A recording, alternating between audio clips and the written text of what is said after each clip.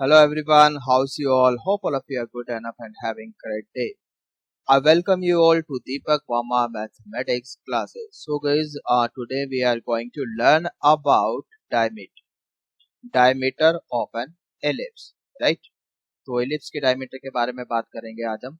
But before we start एक बार जल्दी से देख लेते हैं कि लास्ट लेक्चर में हमने क्या किया था. तो लास्ट लेक्चर में ना हमने कुछ इंपॉर्टेंट रिजल्ट्स के बारे में पढ़ा था, है ना. तो इन इम्पोर्टेंट रिजल्ट्स को यार आपको याद रखना. These important result should be at your finger tips, because ऐसा नहीं है कि आप वहां पर ड्राइव करने बैठ जाओगे एग्जाम टाइम में, तो काफी टाइम वेस्ट हो जाएगा, क्योंकि जर्नल में डेरिवेशन करना थोड़ा लेंथी हो जाता है ना, टाइम वेस्ट होता है. तो जितने ज्यादा स्टैंडर्ड रिजल्ट आप याद रखोगे उतने ज्यादा चांसेस हैं आपके सिलेक्शन के. ठीक है, जो रैंक आती है, जिन बच्चों की रैंक आती है उनसे कभी पूछ के देखना यार, वो ऐसा नहीं कि वहाँ पे ड्राइव करने बैठ जाते हैं, उनको याद होती हैं सारी चीजें, फटाफट लगाते हैं स्टैंडर्ड रिजल्ट फॉर्मूले वगैरह और क्वेश्चन करते हैं, राइट. तो कैलकुलेशन में भी थोड़ा बहुत टाइम तो वेस्ट होता ही है. तो अगर स्टैंडर्ड रिजल्ट्स वगैरह ये भी आप ड्राइव करने बैठ गए फिर तो भगवान मालिक है आपका. ऐसा नहीं करना है. तो जो मैं बोल रहा हूँ कि यार ये चीजें याद करनी है, मतलब याद करनी है. ठीक. सो ये वाला लेक्चर काफी इम्पोर्टेंट था. प्रीवियस लेक्चर हमारा सम इम्पोर्टेंट रिजल्ट्स, इन पर क्वेश्चन बनते हैं. तो these standard results must be at your finger tips. ठीक है, तो जिन बच्चों ने लेक्चर नहीं देखा था एक बार जल्दी से देख लें, उसके बाद इस लेक्चर को कंटिन्यू करें. ठीक है, तो डायमीटर होता क्या है. ठीक है, तो अभी हम जर्नल में बात कर रहे हैं, ऐसा नहीं है कि पर्टिकुलरली इलिप्स के बारे में बात कर रहे हैं. जो ये जो डेफिनेशन है ना डायमीटर की, जनरल डेफिनेशन है. ऐसा नहीं है कि सिर्फ ये इलिप्स के लिए ही वैलिड है.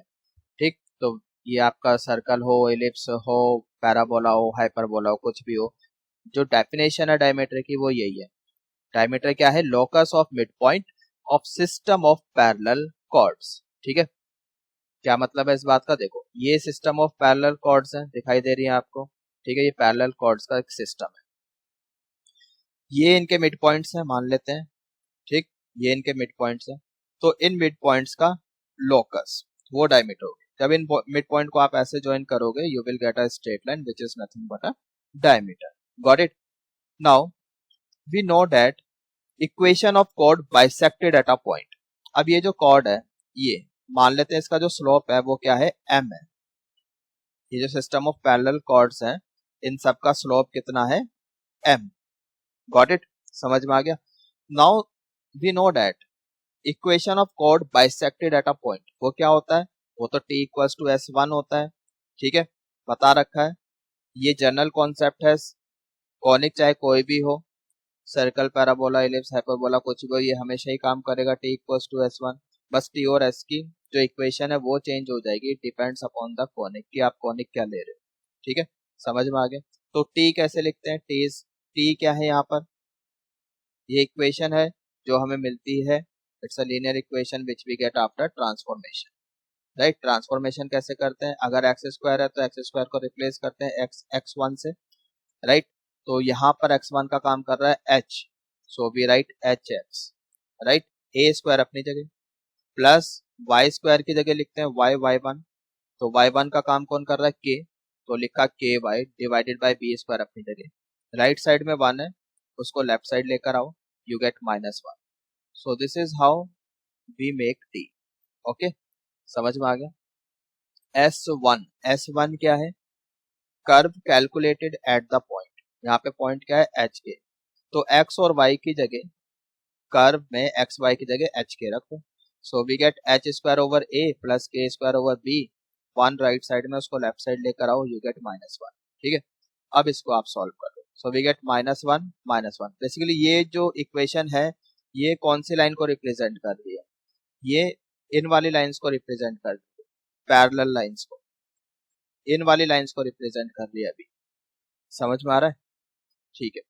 तो नाउ बिकॉज ये भी क्या, यहाँ पे मिड पॉइंट है ना, देखो जरा, एक मिनट, ये मिड पॉइंट है. अगर हम इस वाले कॉर्ड की बात कर रहे हैं, ये मिड पॉइंट है, तो हम इस कॉर्ड की इक्वेशन लिख रहे हैं t इक्वल्स टू s1 पर. समझ में आ रहा है? आई होप इट इज क्लियर. जिसका स्लोप m है, इस कॉर्ड की इक्वेशन लिख रहे हैं. तो अब हम क्या करना चाह रहे हैं यहाँ पर? इस इक्वेशन को y equals to m X plus C form में कन्वर्ट करो, Y equal to M X plus C form में। ठीक है, तो ठीक है, करने की कोशिश करते हैं भाई। तो लेफ्ट साइड में, इस साइड हमें क्या चाहिए, ओनली वाई, बाकी सारी टर्म्स लेकर आओ राइट साइड। सो इसको राइट साइड लेकर आते हैं, we get minus H over A square into X, right, plus K square over B अपनी जगह है। अच्छा, यहाँ पर एक चीज मिसिंग है, इसको लिख लो, एच स्क्वायर ओवर ए square, right, H square over ए स्क्वायर। जो बच्चे पीडीएफ डाउनलोड कर रहे हैं, करेक्शन है यहाँ पर, तो करेक्शन कर लो। वैसे इसकी कोई रिक्वायरमेंट भी नहीं है हमें, तो आगे चल के आप देखोगे यहाँ पर सिर्फ इस कॉर्ड के स्लोप से मतलब है ना। फिर भी करेक्शन है, कर लो। जो बच्चे नोट्स बना रहे हैं साथ के साथ, वो तो कर ही रहे हैं। नाउ अब ये जो के ओवर बी स्क्वायर है, भाई वाई के साथ है, इसको हटाना पड़ेगा, बी स्क्वायर ऊपर जाएगा, के नीचे जाएगा, है ना। तो यहाँ से तो आपके पास बचेगा B square cancel, one K cancel, we get K, और यहाँ पे आपके पास आ जाएगा H square over B square over K into A square, right. Is it okay? Now look, ये जो इक्वेशन आपकी y equal to M X plus C form में कन्वर्ट हो गई। तो यहाँ पर x के साथ जो कोफिशिएंट है ना, ये क्या रिप्रेजेंट कर रहा है, this represent slope of this cord, right. ये जो कॉर्ड बनी है, इस कॉर्ड का क्या है, ये स्लोप है। So minus B square H over A square K, this is what slope of this chord. So this is what m। भाई जो हम सिस्टम ऑफ पैरेलल कॉर्ड्स ले रहे हैं, तो उसका स्लोप हमने क्या बोला था, m है। So this represents m। So m equals to minus B square H over A square into K. Fine, ये समझ में आ गया। यहाँ से आगे देखते हैं। Now look here, we write K, भाई m को नीचे ले जाओ, k को ऊपर लेकर जाओ। So k equals to minus B square over A square m into H. सही है। Now we can replace h and k by x and y. So we get y equals to minus b square over a square m into x. So this is what equation of diameter. You have to memorize this. Okay. So this is what equation of diameter. और इस equation of diameter का slope क्या है, minus b square over a square into m. बात समझ में आ गई? तो ये इक्वेशन है भाई डायमीटर की। आई होप सभी को प्रूफ समझ में आ गया है। अब आगे चलते हैं और इस इक्वेशन को आपको याद करना है। हो जाएगा याद, सिंपल तो है। Now let's move ahead and next we have conjugate diameter. ठीक है, अब ये कॉन्जुगेट डायमीटर क्या होती है? These are the diameters bisecting the chords parallel to others, right. अब जैसे सिस्टम ऑफ पैरेलल कॉर्ड्स है यहाँ पर, ठीक है, ये सिस्टम ऑफ पैरेलल कॉर्ड्स है, ये एक डायमीटर है। ठीक है, ये सिस्टम ऑफ पैरेलल कॉर्ड्स को बाइसेक्ट कर रही है। एक ये सिस्टम ऑफ पैरेलल कॉर्ड्स है, ठीक, इसके लिए ये ऐसे कोई लाइन आ जाएगी जो इसको बाइसेक्ट करेगी। ठीक, तो ये लाइन और ये लाइन इस तरह से, ये क्या हो जाएंगी, कॉन्जुगेट डायमीटर हो जाएंगी। So diameters bisecting the chords parallel to other. समझ में आ रहा है? अब ये जो डायमीटर है, इसका स्लोप क्या है, माइनस बी स्क्वायर ओवर ए स्क्वायर m1। अगर इस सिस्टम ऑफ पैरेलल कॉर्ड्स का स्लोप m1 है, तो इस वाली डायमीटर का स्लोप कितना हो जाएगा, माइनस बी स्क्वायर ओवर ए स्क्वायर m1। यस और नो? भाई अभी हमने आपको इक्वेशन ऑफ डायमीटर बताया, देखो ये अभी हमने प्रूव किया ना, देखो this is equation of diameter, right. तो ये स्लोप हो गया डायमीटर का। यहाँ पे ये जो m था, ये m क्या था यहाँ पर, ये तो सिस्टम ऑफ पैरेलल कॉर्ड्स जो हमने ली थी उसका स्लोप था। तो डायमीटर का स्लोप तो ये पूरा है ना, समझ में आ गया? I hope it is clear. तो इस हिसाब से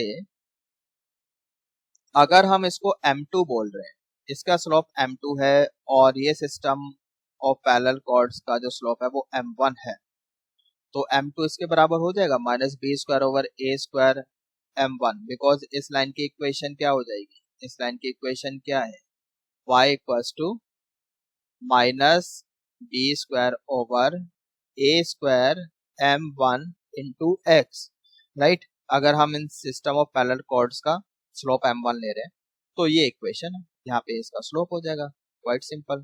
ठीक है, आई होप समझ में आ गया, काफी समझा दिया।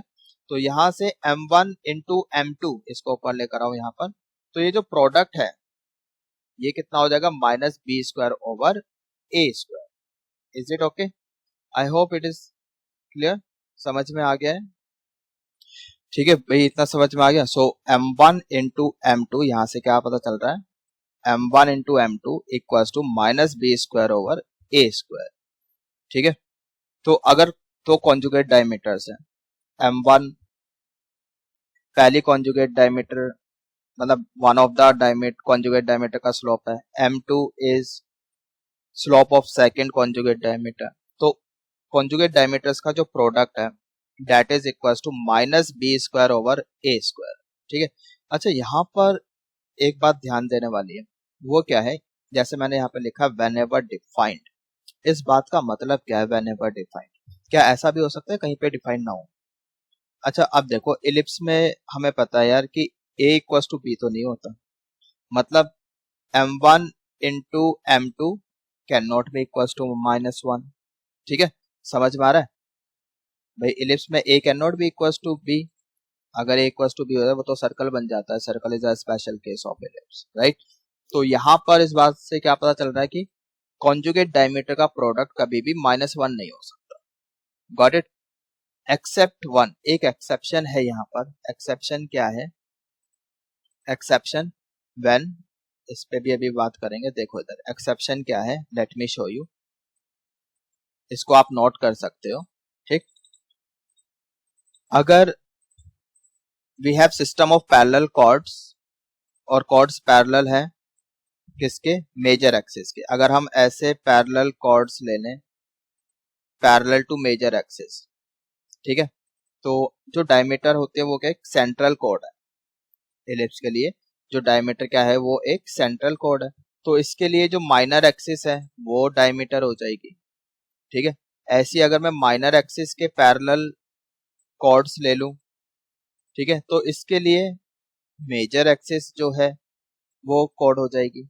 तो यहाँ पर माइनर एक्सिस और मेजर एक्सिस ये कॉन्जुगेट डायमीटर बना रही है, और ऑफकोर्स ये आपस में 90 डिग्री एंगल पर है, इनके बीच का एंगल भी 90 डिग्री है ना, समझ में आ रहा है।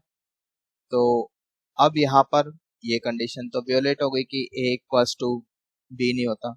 अगर यहाँ पर तो m1 इंटू m2 -1 आ रहा है, इस बात का मतलब क्या है, a इक्वल्स टू बी है ना।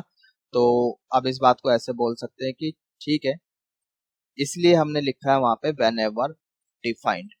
ठीक है, यहाँ पर देखो इसीलिए लिखा गया है व्हेनेवर डिफाइंड। Got it? तो ये एक एक्सेप्शन है, इसको आप ध्यान रखेंगे। Is it clear? I hope कि समझ में आ गया कि कॉन्जुगेट डायमीटर्स क्या होती हैं। अगर ये कंडीशन सेटिस्फाई हो रही है दो डायमीटर्स के लिए, then the diameters are said to be conjugate diameter. And diameters क्या है, वो एक सेंट्रल कोड है। आप देखो अगर ये सिस्टम ऑफ पैरेलल कॉर्ड्स है ये वाला, तो एक ये लाइन जा रही है सेंटर से पास होती हुई। ठीक है, समझ में आ रहा है? ठीक, अब इस अगर ये सिस्टम ऑफ पैरेलल कॉर्ड्स है तो एक ये ऐसे कॉर्ड एग्जिस्ट करेगी, सेंट्रल कॉर्ड। ठीक, समझ में आ रहा है? तो ये इसको चलो मैंने ये एक कॉन्जुगेट डायमीटर हो गई D1 बोल दिया, और ये इन वाली सिस्टम ऑफ पैरेलल कॉर्ड्स के लिए डायमीटर हो गई, इसको हमने D2 बोल दिया। ये दोनों कॉन्जुगेट डायमीटर्स। ठीक है, समझ में आ रहा है? तो अगर इसका स्लोप m2 है, इसका स्लोप m1 है, ठीक, इसको ऊपर लेकर आ गए यहाँ पर और m2 नीचे चला गया, तो इसका स्लोप m1 हो जाएगा। Got it? दोनों का प्रोडक्ट के बीच में रिलेशन क्या होना चाहिए, minus B square over A square. Remember this. Got it? I hope समझ में आ गया है। ठीक, काफी समझा दिया, आगे चले। तो बस एक एक्सेप्शन है, वो माइनर एक्सिस मेजर एक्सिस वाला, क्योंकि माइनर एक्सिस मेजर एक्सिस में क्या है, कॉन्जुगेट डायमीटर्स हैं which are perpendicular to each other. This is the only case. Got it? तो इस बात को आप नोट करके लिख सकते हो, minor axis and major axis and minor axis is the only pair of conjugate diameter which are mutually perpendicular. Is it okay? I hope समझ में आ गया। आगे चले। अच्छा, अब हमारे पास कुछ प्रॉपर्टीज हैं कॉन्जुगेट डायमीटर्स की, इनको देख लेते हैं।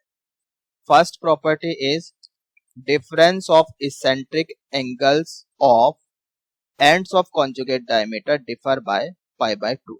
ठीक है, क्या मतलब है इस बात का? देखो जरा, ये एक हमारे पास एलिप्स है, ठीक, this is major axis, this is minor axis, ये कॉन्जुगेट डायमीटर्स हैं A1 A2 B1 B2। ठीक है, मान लेते हैं कॉन्जुगेट डायमीटर है।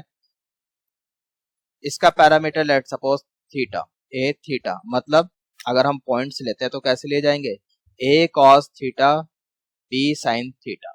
इसका पैरामीटर मान लेते हैं फाई। ठीक है, पैरामेट्रिक कोऑर्डिनेट्स ले रहे हैं। तो अब हमें पता है, अगर यार ये कॉन्जुगेट डायमीटर है, कॉन्जुगेट डायमीटर है, तो दोनों का स्लोप का प्रोडक्ट कितना होगा? माइनस बी स्क्वायर ओवर ए स्क्वायर। ठीक है, सो MOA 1, ये स्लोप कितना आ जाएगा भाई? y2 minus y1 over x2 minus x1, ऐसे तो करते हैं। So we get b sin theta over a cos theta, right. Slope of OB1, ये कितना हो जाएगा? b sin phi divided by a cos phi, got it, equals to minus B square over A square. Now you can see b into b square cancelled out, a into A square cancelled out by a square. इतना समझ में आ गया है ना? Simple है। तो भाई यहाँ से sine by cos we get tan theta, sine by cos यहाँ से हमें क्या मिल रहा है? Tan phi. So tan phi, यहाँ पे टेन थीटा था, राइट साइड में जाएगा नीचे डिनोमिनेटर में। Now you can write minus cot theta, yes और नो? बिल्कुल लिख सकते हैं। माइनस कॉट थीटा को क्या हम लिख सकते हैं? Ten pi by 2 plus theta, yes और नो? बिल्कुल लिख सकते हैं, इसमें कोई गलत बात नहीं है। Ten pi by 2 plus theta, right? So now from here we get phi equals to pi by 2 plus theta, which is nothing but phi minus theta equals to pi by 2, got it? तो यही हमें prove करना था, difference of eccentric angle at the ends of conjugate diameter is pi by 2, got it? तो इसको आप याद रखोगे, remember this as a standard result, right. Now second property is what? If we have conjugate diameters, then CP and CQ are semi-conjugate diameter, right? If CP and CQ are semi-conjugate diameters, then CP square plus CQ square, this is equals to A square plus B square। ठीक है, prove करना बहुत easy है यार, points आपके पास है तो distance formula ही लगेगा, और तो कुछ है नहीं। ठीक है, और ये जो अभी हमने फर्स्ट प्रॉपर्टी प्रूव करी, इसका यूज कर लेना। देखो इधर एक बार प्रूव कर ही लेते हैं इसका, देखो इधर। सो सी पी स्क्वायर कितना हो जाएगा?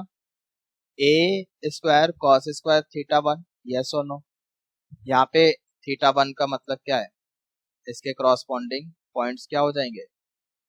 A cos theta 1 B sine theta 1, right, कुछ ऐसा ही हो जाएगा, है ना? और यहाँ पर थीटा 2 का मतलब क्या है? A cos theta 2 B sine theta 2, right, समझ में आ रहा है? अब आप डिस्टेंस फॉर्मूला लगा लो, you get A square cos square theta 1 plus B square sine square theta 1। C Q square is A square cos square theta 2 plus B square sine square theta 2। Distance formula का use किया है, and I hope कि सभी को distance formula पता है। ठीक, तो अभी हमने फर्स्ट प्रॉपर्टी में पढ़ा था, यानी इनका जो डिफरेंस है थीटा 2 माइनस थीटा 1, वो तो क्या है 90। तो यहाँ पर क्या हम थीटा 2 को 90 माइनस थीटा 1 लिख सकते हैं? बिल्कुल लिख सकते हैं। यहाँ पर भी लिख सकते हैं क्या? यस, लिख सकते हैं। 90 माइनस ये थीटा 2 लिखा है, सही कर लो इसको, थीटा 1 कर लो, make it theta 1, right. Now we know that cos 90 minus theta is what? sin theta, right.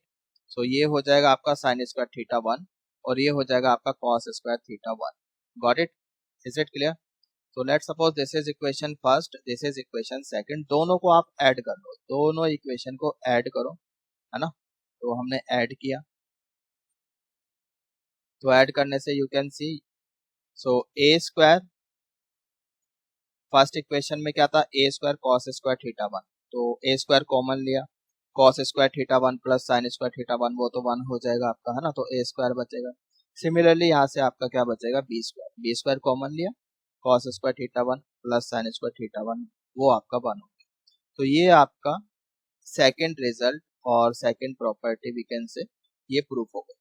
सही है, समझ में आ गया? I hope it is clear. Now let's move on to the next property, right, property 3।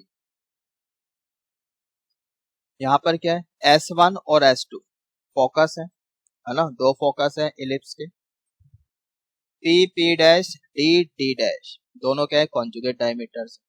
तो property क्या है, product of focal distances of a point is equals to semi conjugate diameter through the point, square of semi conjugate diameter through the point. ठीक है, proof करके दिखाओ, बिल्कुल करेंगे, proof भी करेंगे, टेंशन नहीं लेने का। तो देखो इधर S1P ये कितना हो जाएगा, डिस्टेंस ही तो लगा रहे हो, तो फोकल डिस्टेंस कितना होता है इलिप्स के केस में, a plus a into x coordinate of p, है ना, याद आया, focal distance a plus a into x coordinate of p, ऐसे लिखते हैं, राइट। और S2P के लिए लिखेंगे a माइनस S2P के लिए a minus a into x coordinate of p। Okay, समझ में आ गया। तो S1P हो गया a plus a e cos theta, x coordinate of p है a कॉस थीटा। S2P हो गया a minus e a e cos theta, right, अंदर मल्टीप्लाई कर लो, ये तो कुछ ऐसा लिखा है a plus b into a minus b, right, so that is a square minus b square, so you get a square minus a square e square cos square theta, right? So a square into e square ये किसके बराबर है, ये किसके बराबर होगा, this is equal to a square minus b square, right? समझ में आ गया। तो यहाँ से आप भाई ए स्क्वायर कॉमन लिया, you will left with 1 minus cos square theta, video pause करो, खुद भी थोड़ा सा काम कर लो, है ना। तो भाई कॉस स्क्वायर थीटा इसके साथ मल्टीप्लाई होगा, ए स्क्वायर कॉमन लोगे, 1 माइनस कॉस स्क्वायर बचेगा, 1 माइनस कॉस स्क्वायर क्या होता है, साइन स्क्वायर होता है ना। सो ए स्क्वायर साइन स्क्वायर थीटा, यहाँ पे माइनस माइनस प्लस हो गया, plus B square cos square theta. अब आप जरा देखकर बताओ क्या ये सी डी स्क्वायर नहीं है ना, ये तो इसमें यहीं पर डिस्टेंस फॉर्मूला आप लगाओगे जब सी डी स्क्वायर में, तो इतना आ जाएगा, ठीक, hope it is clear. So c d square इतना आ जाएगा, करके देखो।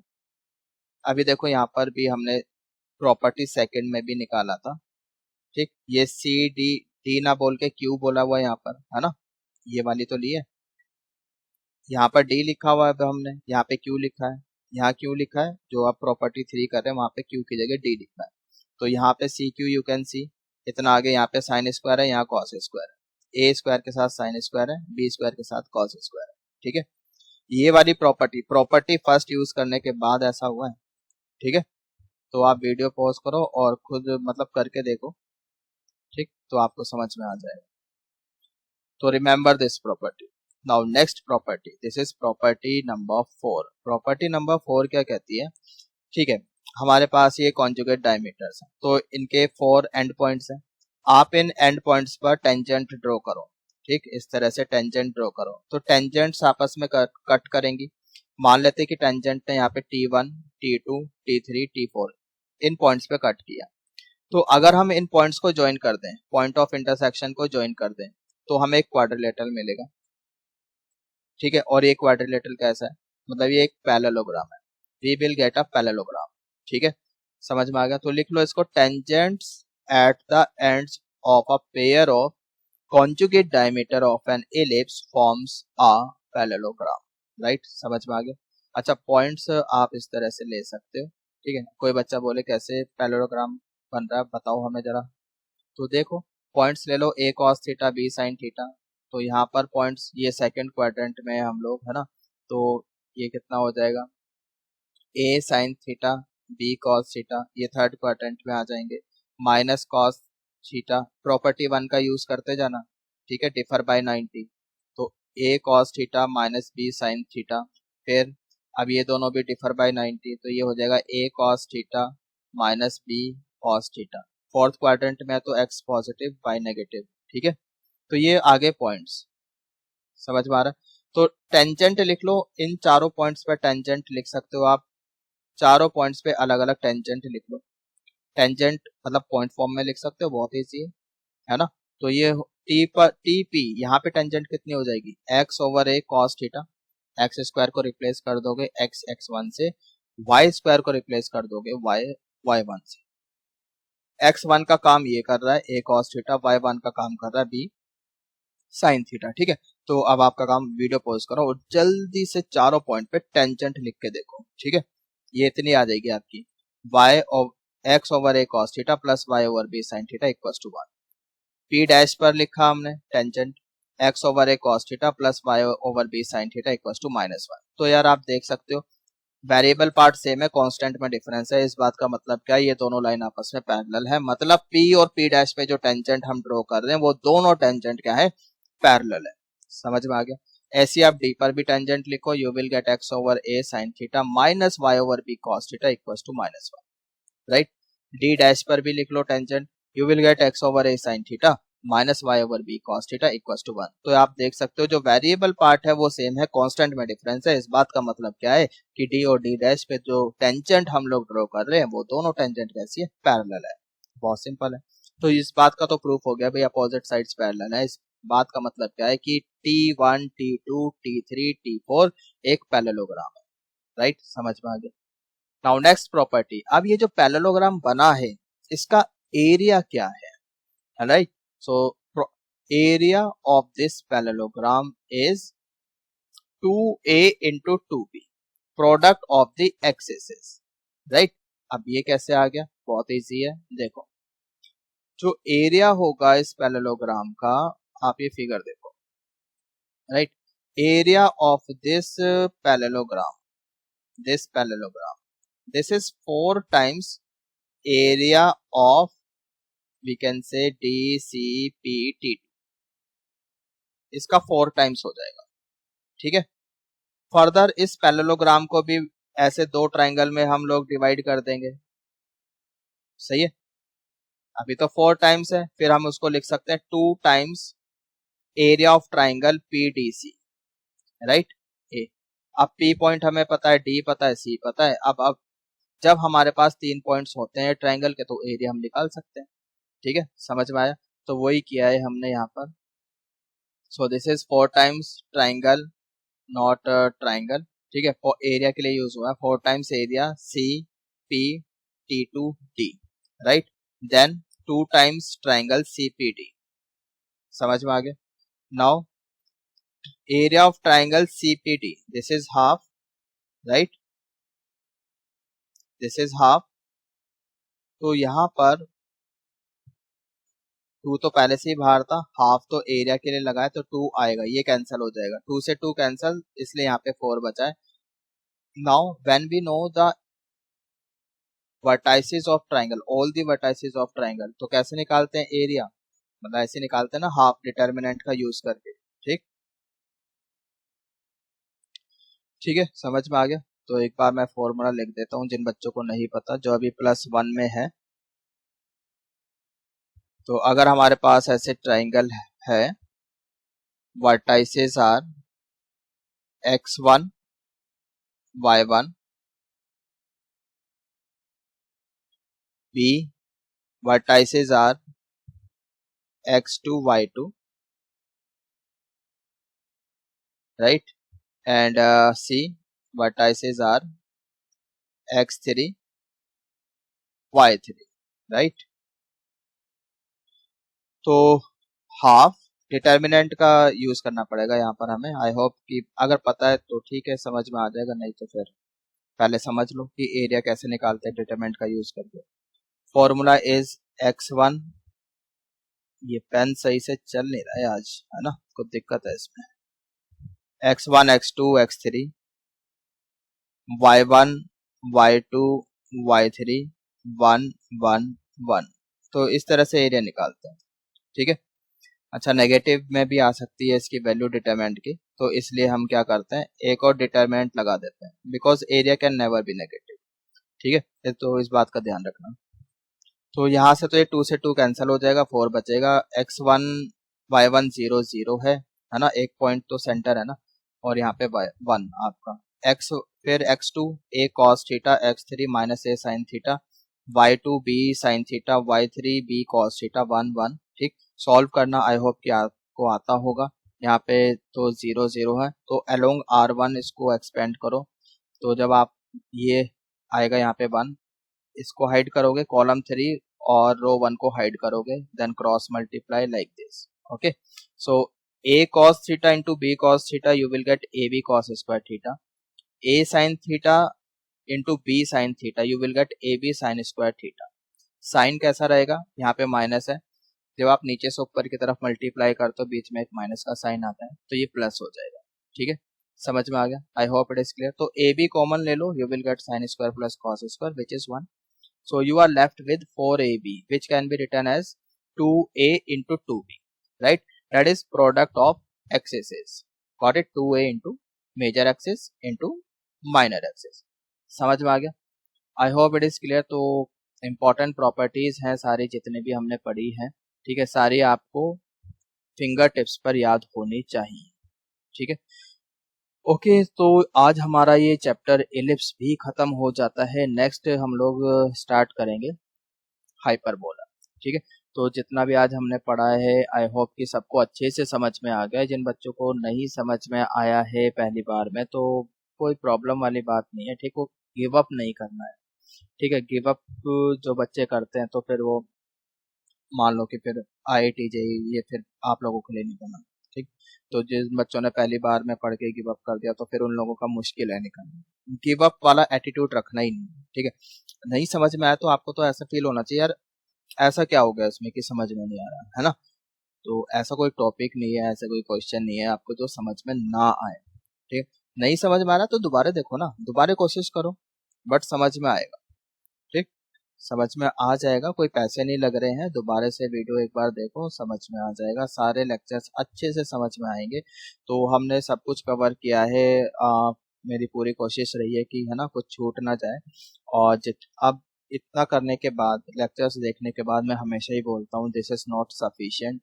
आपको का मॉड्यूल जो भी आप लोगों के पास है, जिस भी कोचिंग में जाते हो, मॉड्यूल्स करो, क्वेश्चन अनसीन क्वेश्चन प्रैक्टिस करो, बुक्स से क्वेश्चन करो, एक बुक आपको फॉलो करनी चाहिए, तो एक कॉन्फिडेंस लेवल बढ़ता है कि अच्छा ये बुक मेरी कंप्लीट है। ठीक है, तो कोई भी मार्केट्स में बहुत सारी अच्छी अच्छी बुक्स हैं, तो बुक आप लोग परचेज करो, वहां से करना शुरू कर दो। ठीक, तो ठीक है, आज के लिए इतना ही, मिलते हैं अपने नेक्स्ट लेक्चर में। Till then stay at home safe and healthy. Goodbye everyone, take care.